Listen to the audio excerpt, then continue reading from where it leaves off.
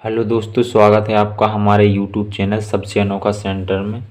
हम लोग अध्याय 11 की प्रश्नावली 11.1 को हल कर रहे थे और इस वीडियो में हम प्रश्न 2 को हल करेंगे। तो देखिएगा प्रश्न 2 क्या है। एक दी हुई किरण के प्रारंभिक बिंदु पर 45 अंश के कोण की रचना कीजिए और कारण सहित रचना की पुष्टि कीजिए। ठीक है, हमें बोला जा रहा है कि 45 अंश का कोण बनाइए और फिर उस कोण की पुष्टि भी कीजिए, यानी उसकी जांच कीजिए, उसे सत्यापित कीजिए या फिर कह लें उसे सिद्ध कीजिए। ठीक है, कि वो 45 ही अंश का है। ठीक है, तो देखिएगा पहले हम लोग 45 अंश के कोण की रचना करने के लिए एक किरण बना लेते हैं, क्योंकि यहाँ पर बोला गया है एक दी हुई किरण के प्रारंभिक बिंदु पर 45 अंश के कोण की रचना कीजिए। ठीक है, तो एक हमें किरण दी जा रही है, हमें ये किरण बना लेंगे इस प्रकार से। ये हमने एक किरण बना ली। ठीक है, इसे ए बी नाम दे देते हैं। ठीक है, अब देखिएगा हम लोग क्या करेंगे, जो ही यहाँ पर रचना करेंगे यहाँ पर हम उस रचना को लिखते भी जाएंगे। ठीक है, तो यहाँ पर पहले हम लोग हेडिंग डाल लेते हैं रचना की चरण। रचना के चरण, इस हेडिंग के अंदर जो भी हम रचना करेंगे इस हेडिंग के अंदर हम लोग लिखते जाएंगे। ठीक है, नंबर डाल के। अब देखिएगा हम लोग क्या करेंगे, हम लोग प्रकार लेंगे और प्रकार को ए पर रख करके अपने हिसाब से छोटा या बड़ा प्रकार को खोल करके एक चाप इस प्रकार से लगाएंगे, ए पर रख करके प्रकार। ठीक है, इस प्रकार से एक चाप हम लोग लगा लेंगे और जो ये चाप ए बी किरण को जहाँ पर भी काटता है उसे हम कुछ बिंदु मान लेंगे। इसे हमने बिंदु सी मान लिया। ठीक है, अब चाप को उतना ही खुला रखेंगे और हम बिंदु सी पर अब चाप को रखेंगे और इस प्रकार से एक चाप और लगा देंगे इस प्रकार से। ठीक है, और इसे बिंदु कुछ और मान लेते हैं, इसे बिंदु डी मान लेते हैं। ठीक है, इसे हम बिंदु डी मान लेते हैं। अब चाप प्रकार को उतना ही खुला रखेंगे और अब बिंदु डी पर प्रकार को रखेंगे और एक चाप और इस प्रकार से लगा देंगे। ठीक है, इस प्रकार से हमने लगा दिया और इसी बिंदु कुछ और मान लेते हैं, इसे हम लोग ई मान लेते हैं। ठीक है, अब हम लोग क्या करेंगे, हम लोग ए और डी को मिला देंगे, ए और ई को भी मिला देंगे। ठीक है, तो देखिएगा हम लोग ए और डी को मिला देते हैं इस प्रकार से। इस प्रकार से हमने ए और डी को मिला दिया। इसी प्रकार से हम लोग ए और ई को भी मिला देंगे इस प्रकार से।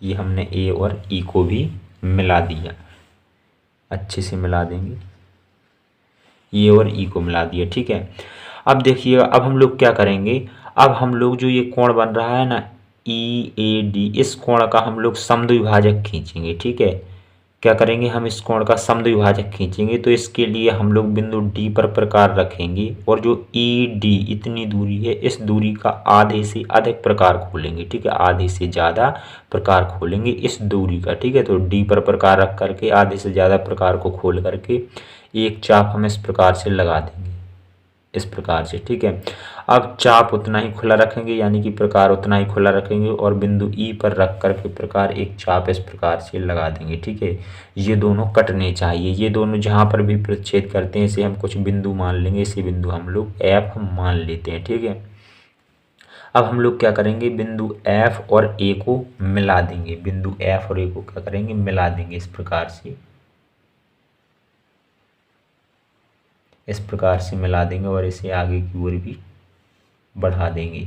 ठीक है, तो जो एफ ए बी कोण बन गया है ना ये वाला, अब जब हमने एफ और ए को मिला दिया तो एफ ए बी ये वाला जो कोण बन गया है ना ये 90 अंश का कोण बन गया है। ठीक है, और अब हम जो एफ ए बी कोण बन रहा है इस कोण का समद्विभाजक खींचेंगे, यानी इस कोण को दो कोणों में बांटेंगे 45 अंश के कोण में, तो हमारा 45 अंश के कोण की रचना हो जाएगी। ठीक है, तो देखिएगा अब हम इस कोण का क्या खींचेंगे, लंब समद्विभाजक खींचेंगे। तो इसके लिए हम इसे कुछ बिंदु मान लेंगे, इसे बिंदु क्या मान लेंगे, जी मान लेंगे, इसे बिंदु जी मान लेंगे। अब जैसे हमने इस वाले कोण का समद्विभाजक खींचा था ना, यानी इस वाले कोण को हमने दो भागों में बांटा था। सबसे पहले चाप को यहाँ रखा था, इस दूरी का आधे से ज़्यादा पार्ट लेकर के हमने एक चाप लगाया था, फिर यहाँ पर हमने एक चाप लगाया था। ऐसे ही बिल्कुल इस एफ ए बी का या फिर कह लें एफ ए सी का समद्विभाजक खींचेंगे। ठीक है, तो हम लोग सी पर चाप को रखेंगे और सी से लेके जो जी तक की दूरी है इसकी दूरी के आधे से अधिक प्रकार खोलेंगे और इस प्रकार से हम लोग एक चाप लगा देंगे इस प्रकार से। ठीक है, इस प्रकार से एक चाप लगा देंगे और अब हम लोग जी पर प्रकार को रखेंगे और प्रकार को उतना ही खुला रखेंगे और एक चाप इस प्रकार से लगा देंगे। ये दोनों जहाँ पर काटते हैं इसे हम कुछ बिंदु मान लेंगे, इसे हम बिंदु एच मान लेते हैं। ठीक है, अब हम लोग एच और ए को मिला देंगे इस प्रकार से, हम लोग एच और ए को मिला देंगे इस प्रकार से। ठीक है, अब जब हमने एच और ए को मिला दिए तो जो एच ए सी या फिर कह लें एच ए बी कोण है ये वाला, यही हमारा 45 अंश का कोण है। ठीक है, तो इस प्रकार से हमने रचना कंप्लीट कर दी। अब हमने जिस प्रकार से भी रचना की है उसे यहाँ पर हम लोग लिख देंगे। ठीक है, तो देखिएगा हम लोग लिखेंगे सर्वप्रथम हमने ए बी रेखाखंड या फिर कह लें ए बी किरण खींची, चूंकि प्रश्न में किरण बोला जा रहा है। ठीक है, तो यहाँ पर लिखेंगे सर्वप्रथम ए बी किरण खींची। ठीक है, अब नंबर 2 में लिखते हैं। नंबर 2 में हमने क्या किया था, हमने बिंदु ए पर प्रकार रखा था। ठीक है, और ए से लेकर सी तक खोला था। ठीक है, तो यहाँ पर लिखेंगे बिंदु ए को केंद्र मान करके ए सी त्रिज्या का एक चाप लगाया। ठीक है, तो यहाँ पर लिखेंगे ए को केंद्र मानकर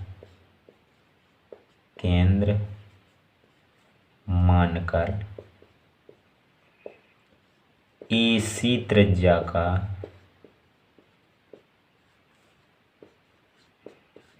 चाप लगाया जो किरण को कहाँ पर काट रहा था, सी पर काट रहा था। तो यहाँ पर लिख देंगे जो ए बी को सी पर प्रतिच्छेद करता है। ठीक है, फिर हमने क्या किया, प्रकार को उतना ही खुला रखा यानी कि ए से सी तक, और हमने बिंदु सी पर प्रकार रख करके एक चाप लगाया जो पहले वाले चाप को बिंदु डी पर काटता है। तो यहाँ पर लिखेंगे फिर हमने क्या किया, फिर हमने सी को केंद्र मानकर ए सी त्रिज्या का, यानी जितना चाप पहले हमारा प्रकार खुला था उतना ही ए सी त्रिज्या का चाप लगाया जो पहले चाप को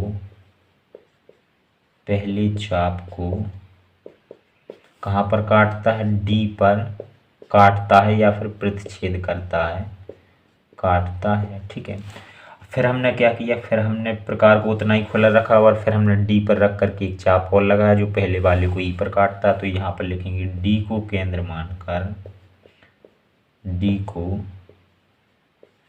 केंद्र मानकर ए सी त्रिज्या का एक चाप लगाया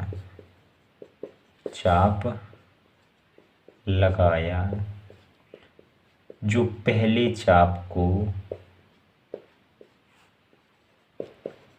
कहाँ पर काटता है, पहले चाप को ई पर काटता है। ठीक है, इतना करने के बाद में हमारा जो कोण ई ए डी बना था इस कोण का हमने समद्विभाजक ए एफ खींचा। ठीक है, तो अब यदि हम भाषा को ज़्यादा ना बढ़ाना चाहें तो डायरेक्टली हम लिखेंगे हमने कोण ई ए डी का समद्विभाजक ए एफ खींचा। ठीक है, अब वो कैसे खींचा वो तो हमने आपको बता ही दिया था। हमने ये दूरी है ई डी, इसके आधे से अधिक प्रकार खोला और एक चाप लगाया, फिर यहाँ पर प्रकार रख करके एक चाप लगाया इस प्रकार से, और जी इन दोनों जहाँ पर प्रतिच्छेद करते हैं उसे हमने एफ मान करके हमने ए से मिला दिया। ठीक है, तो इस प्रकार से हम लोग लिखेंगे कोण ई ए डी का समद्विभाजक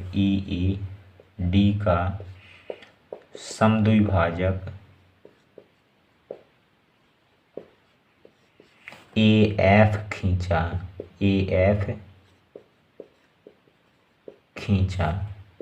फिर जब हमने ए एफ खींचा और हमने ए एफ को मिला दिया था। ठीक है, जब हमने ये जो चाप काट रहे थे इसे एफ माना है, यानी कि ये एफ जो हमने खींचा था, फिर हमारा क्या हुआ था, फिर हमारे AFAB या फिर कह लें FAC कोण की रचना हुई थी जो 90 अंश का कोण था। ठीक है, तो यहाँ पर लिख देंगे FA खींचने के बाद में कोण FAB बराबर 90 अंश की रचना हुई। ठीक है, ये रचना हो गई थी 90 अंश के कोण की। फिर हमने क्या किया था, फिर हमने FAB इस कोण का समद्विभाजक AH खींचा था। ठीक है, तो यहाँ पर लिखेंगे हम लोग, फिर हमने क्या किया, कोण FAB जो हमारा 90 अंश का था का समद्विभाजक खींचा,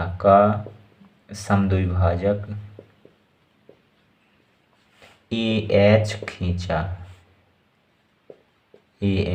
खींचा। ठीक है, और इस प्रकार से जब हमने AH समद्विभाजक इस वाले कोण का खींच दिया तो जो हमारा HAB कोण बना, यही हमारा अभीष्ट 45 अंश का कोण है। ठीक है, तो यहाँ पर लिखेंगे इस प्रकार अभीष्ट कोण HAB बराबर 45 अंश की रचना हुई। ठीक है, इस प्रकार से हमारे 45 अंश के कोण की रचना हो जाती है। ठीक है, अब देखिएगा प्रश्न कह रहा था कारण सहित रचना की पुष्टि भी कीजिए, यानी जो ये 45 अंश का कोण हमने बनाया है इसे सिद्ध भी करना है कि ये 45 अंश का कोण है। ठीक है, तो चलिए सिद्ध करते हैं। तो यहाँ पर हेडिंग डालेंगे हम लोग सत्यापन। ठीक है, और हमें क्या सिद्ध करना है, हमें सिद्ध करना है HAB बराबर 45 अंश।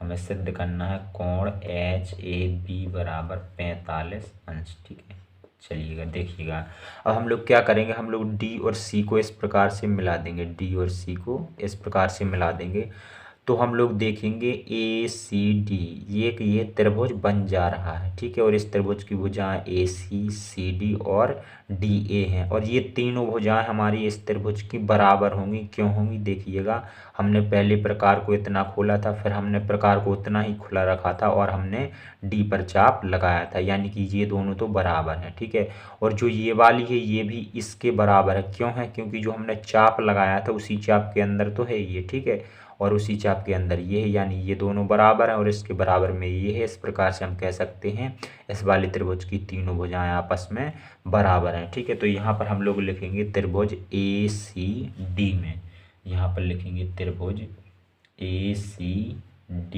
में, और इस त्रिभुज में हमें क्या पता चल रहा है, इसमें AC बराबर CD बराबर DA, तो यहाँ पर हम लोग लिखेंगे AC बराबर CD बराबर DA। अब देखिएगा, जब इस त्रिभुज की तीनों भुजाएं बराबर हैं तो हम कह सकते हैं जो ये त्रिभुज है कैसा त्रिभुज है, समबाहु त्रिभुज है। ठीक है, तो यहाँ पर हम लोग लिख देंगे त्रिभुज ACD समबाहु त्रिभुज है। कैसा त्रिभुज है, समबाहु त्रिभुज है, चूंकि हम जानते हैं समबाहु त्रिभुज की तीनों भुजाएं बराबर होती हैं। ठीक है, अब जब समबाहु त्रिभुज है तो हम एक चीज़ और भी जानते हैं कि समबाहु त्रिभुज का प्रत्येक कोण 60 अंश का होता है, यानी हम कह सकते हैं कोण CAD ये वाला कोण कितने अंश का होगा, 60 अंश का होगा। ठीक है, चूंकि ये हमारा त्रिभुज समबाहु त्रिभुज है, सो हम इसलिए लिख सकते हैं, इसलिए कोण CAD बराबर 60 अंश। ठीक है, और इससे हम लोग क्या करेंगे, इससे हम लोग समीकरण फर्स्ट मान लेंगे। ठीक है, अब इसी प्रकार से हम लोग क्या करेंगे, E और D को भी मिला देंगे। इस प्रकार से E और D को मिला लेंगे तो हमारा एक त्रिभुज और दिखने लगता है ADE, और इस त्रिभुज में देखिएगा जो ये वाली भुजाएं हैं हमारी AD और EA ये दोनों बराबर होंगी, चूंकि ये एक ही चाप की त्रिज्या हैं या फिर कह ले एक ही चाप के अंदर हैं जी, तो हम लोग इन्हें बराबर कह सकते हैं। ठीक है, AD और EA। हाँ, और यहाँ पर देखिएगा जो ED है या फिर कह लें DE है, ये भी हमारी इन्हीं के बराबर होगी, चूंकि जो हमने पहले चाप खोला था उसके बराबर ये सब हैं। ठीक है, और यहाँ पर जो हमने पहले चाप खोला था वही चाप हमने C से D तक खोला था, वही चाप हमने D से E तक खोला था, यानी ये दूरी इन्हीं के बराबर है। ठीक है, तो हम कह सकते हैं इस त्रिभुज की तीनों भुजाएं AD, DE और EA ये सब हमारी बराबर है तीनों भुजाएं। ठीक है, तो यहाँ पर हम लोग लिखेंगे त्रिभुज ए डी ई में, और इस त्रिभुज में तीनों भुजाओं को बराबर कर देंगे, क्योंकि ये समान त्रिज्या की चाप हमने खींची थी यहाँ पर, ठीक है, या फिर कह लें इनकी दूरियाँ समान हैं। तो यहाँ पर ए डी बराबर डी ई बराबर ई ए। अब जब इस त्रिभुज की तीनों भुजाएं बराबर हैं तो हम कह सकते हैं, इसलिए त्रिभुज ए डी ई समबाहु त्रिभुज है, समबाहु त्रिभुज है। अब जब समबाहु त्रिभुज है तो इसका प्रत्येक कोण कितने का होगा, 60 अंश का होगा। तो हम कह सकते हैं डी ए ई कोण कितने का होगा, डी ए ई कोण होगा हमारा 60 अंश का। तो ये हमने कर दिया 60 अंश का, ठीक है। अब देखिएगा, अब हम लोग ई और एफ को मिला देंगे, इस प्रकार से ई और एफ को मिला देंगे, डी और एफ को भी मिला देंगे। तो इस प्रकार से हमें दो त्रिभुज और दिखने लग जाते हैं, ए ई एफ और ए डी एफ, ये दो त्रिभुज दिखने लग जाते हैं, ठीक है। अब इन दोनों त्रिभुजों को हम लोग ले लेंगे। तो यहाँ पर लिखेंगे त्रिभुज ए ई एफ तथा त्रिभुज ए डी एफ में, और इन दोनों त्रिभुजों को हम लोग सर्वांग सम दिखाएंगे। तो हमें पता ही है कि ये जो ए डी और ए ई है ये एक ही चाप के अंदर है, यानी एक ही चाप की त्रिज्या है, तो ये तो हमारी बराबर हो जाएंगी। तो यहाँ पर लिख देंगे हम लोग ए डी बराबर ई ए। एक पार्ट हमें दोनों में बराबर मिल गया। सर्वांग सम दिखाने के लिए हमें 3 पार्ट बराबर चाहिए होते हैं, ठीक है। तो यहाँ पर देखिएगा, अब जितना चाप हमने डी से खोला था एफ तक, उतना ही चाप हमने खुला रखा था। जितना प्रकार हमने खोला था डी से लेकर के एफ तक, उतना ही हमने यहाँ से भी खोल रखा था, ठीक है। तो यानी कि जो डी एफ है वो ई एफ के बराबर होगा। तो यहाँ पर हम लोग लिखेंगे डी एफ बराबर ई एफ, डी एफ बराबर ई एफ, ठीक है। ये दूसरा पार्ट बराबर मिल गया। और देखिएगा जरा ध्यान से, ए एफ जो है दोनों त्रिभुजों की भुजा है, ठीक है। तो भुजा तो एक ही है, दोनों त्रिभुजों की एक ही भुजा है, तो हम कह सकते हैं ये दोनों त्रिभुजों के लिए बराबर होगी, यानी कि ए एफ बराबर ए एफ, ठीक है। अब देखिएगा, हमने दोनों त्रिभुजों के 3 पार्ट बराबर दिखा दिए, ठीक है। तो हम कह सकते हैं जो ये दोनों त्रिभुज कैसे हमारे सर्वांग सम हैं। तो यहाँ पर लिखेंगे अतः त्रिभुज ए ई एफ सर्वांग सम त्रिभुज ए डी एफ, ठीक है, सर्वांग सम त्रिभुज ए डी एफ। और कौन से नियम से हमने तीनों भुजाएं दोनों में बराबर दिखाई हैं, तो एस एस सर्वांग समता नियम से, सर्वांग समता नियम से, ठीक है। ये दोनों त्रिभुज हमारे सर्वांग सम हो चुके हैं। तो हम कह सकते हैं, इसलिए हम जानते हैं सर्वांग सम त्रिभुजों के संगत पार्ट बराबर होते हैं, इसलिए इस वाले त्रिभुज का कोण ई ए एफ, ये वाला कोण इस वाले त्रिभुज के कोण डी ए एफ यानी इस वाले कोण के बराबर हो गए, यानी ये दोनों कोण बराबर होंगे। चूंकि ये दोनों त्रिभुज हमारे क्या है, सर्वांग सम हैं, तो इनके कोण भी संगत कोण क्या होंगे, बराबर होंगे। तो यहाँ पर लिख देंगे, इसलिए जो हमारा कोण ई ए एफ है वो बराबर होगा कोण डी ए एफ के, ठीक है। कैसे, यहाँ पर लिख देंगे सी पी सी टी से, यानी कि सर्वांग सम त्रिभुजों के संगत पार्ट बराबर होते हैं, ठीक है। अब देखिएगा, जब ये दोनों हमारे कोण बराबर हैं तो हम कह सकते हैं इस पूरे कोण का ई ए डी, इस पूरे कोण का आधा पार्ट इस तरफ है आधा पार्ट इस तरफ है। चूंकि ये जो पूरा कोण है ई ए डी ये 2 पार्ट में बट रहा है और ये दोनों पार्ट बराबर हैं, तो आधा पार्ट ये है आधा पार्ट ये है, ठीक है। तो हम लोग कह सकते हैं कि जो डी ए जी है या फिर कह लें डी ए एफ है, इसका इस पूरे कोण का आधा पार्ट है, डी ए एफ इस पूरे कोण का आधा पार्ट है ये डी ए एफ, ठीक है। देखिएगा यहाँ पर हम लोग लिखेंगे, इसलिए कोण डी ए एफ बराबर पूरा हमारा कितना है ई ए डी, और ई ए डी का मान कितना है यहाँ पर हमने निकाला था ई ए डी या फिर कह लें डी ए ई, ठीक है। तो इस पूरे कोण का मान कितना है, 60 अंश है, ठीक है। तो 60 का आधा है ये डी ए एफ, आधा का मतलब हम बटे में 2 लगा देंगे, तो हमारा कोण डी ए एफ बराबर कितना निकल के आ जाएगा, ये हमारा 30 निकल के आ जाएगा। और इसे हम लोग समीकरण 3 मान लेंगे, और जो ये हमारा डी ए ई निकला था इसे हम लोग समीकरण 2 मान लेंगे, ठीक है। अब देखिएगा, हम लोग क्या करेंगे, समीकरण 1 और 3 को जोड़ देंगे। तो यहाँ पर देखिएगा, हम लोग लिखेंगे समीकरण 1 व 3 को जोड़ने पर, समीकरण 1 व 3 को जोड़ने पर, और हम जोड़ेंगे तो देखिएगा CAD और DAF को जोड़ेंगे तो देखिएगा क्या बनेगा, CAD और DAF। इन दोनों कोणों को हम लोग जब जोड़ देंगे इन दोनों को, तो ये हमारा पूरा ना बन जाएगा CAF, ठीक है, ये पूरा बन जाएगा CAF, ठीक है। तो यहाँ पर हमारा ये दोनों हमारे कोण जोड़ करके क्या बन जाएंगे, कोण CAF, ठीक है। अब हमने दोनों की लेफ्ट हैंड साइड जोड़ी थी, अब हम राइट हैंड साइड दोनों को जोड़ देंगे तो 60 और 30 कितना हो जाएगा, 90 हो जाएगा। ये हमारा 90 हो गया। ये पूरा कोण हमारा कितना निकल के आ गया, ये हमारा 90 निकल के आ गया, ठीक है। इसे हम लोग समीकरण 4 मान लेंगे, ठीक है। अब देखिएगा हम लोग क्या करेंगे, यहाँ पर हम लोग G और H को मिला देंगे। इस प्रकार से हम लोग G, जो ये हमारा G है, G और H को इस प्रकार से मिला देंगे और इसी प्रकार से हम लोग C और H को भी मिला देंगे। तो इस प्रकार से हमें दो त्रिभुज दिखने लग जाएंगे, एक तो ACH और एक AGH, ठीक है। इन दोनों त्रिभुजों को हम लोग ले लेंगे, यहाँ पर लिखेंगे त्रिभुज ACH तथा त्रिभुज AGH में, और इन दोनों त्रिभुजों को भी हम इन त्रिभुजों की भांति सर्वांग सम दिखाएंगे। तो देखिएगा AC और AG ये हमारे बराबर होंगे क्योंकि ये एक ही चाप के अंदर की त्रिज्याएं हैं, ठीक है। तो यहाँ पर हम लोग लिख सकते हैं एक पार्ट इनका बराबर AC बराबर AG, ठीक है। दूसरा पार्ट जितना हमने C से प्रकार खोल के रखा था उतना ही हमने G से भी प्रकार खोल के रखा था, यानी कि CH बराबर हमारा GH। दूसरा पार्ट बराबर हो जाएगा CH बराबर GH, ये हमने दूसरा पार्ट बराबर दिखा दिया, ठीक है। और AH है, ये दोनों त्रिभुजों की भुजा है, दोनों त्रिभुजों की भुजा है तो भुजा तो एक ही है, यानी कि AH बराबर AH, दोनों त्रिभुजों के लिए ये भुजा बराबर होगी, ठीक है। हमने तीनों पार्ट बराबर दिखा दिए तो हम कह सकते हैं अतः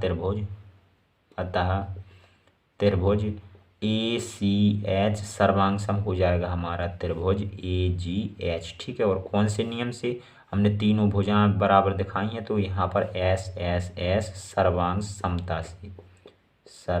समता से, ठीक है। ये दोनों त्रिभुज हमारे सर्वांग सम हो गए।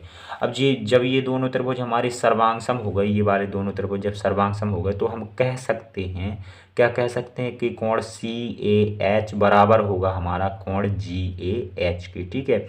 इस वाले त्रिभुज का कोण GAH इस वाले त्रिभुज के कोण CAH के बराबर होगा, चूंकि ये दोनों त्रिभुज सर्वांग सम है और हम जानते हैं सर्वांग सम त्रिभुजों के संगत पार्ट कैसे होते हैं, बराबर होते हैं, ठीक है। तो हम यहाँ पर लिख सकते हैं इसलिए कोण CAH बराबर कोण GAH, ठीक है। और कैसे, CPCT से, यानी कि सर्वांग सम त्रिभुजों के संगत पार्ट बराबर होते हैं, ठीक है। अब देखिएगा इस पूरे कोण का, जो ये हमारा पूरा कोण था CAF, इस पूरे कोण के दो कोण हो गए हैं, एक तो ये रहा हमारा कोण CAH और एक है हमारा GAH, और ये दोनों कोण कैसे हमारे बराबर हैं, ठीक है। तो हम कह सकते हैं इस पूरे कोण का आधा पार्ट ये है CAH और आधा पार्ट ये है GAH, ठीक है। तो यहाँ पर हम लोग लिखेंगे इसलिए कोण CAH क्या हमारा आधा पार्ट है पूरे कोण का, तो पूरा हमारा कितना है, पूरा हमारा 90 का था तो 90 लिख दिया, और आधा है तो हमने बटे में 2 लगा दिया, ठीक है। तो इसलिए हमारा कोण CAH बराबर कितना निकल के आ गया, CAH बराबर हमारा निकल के आ जाएगा यहाँ पर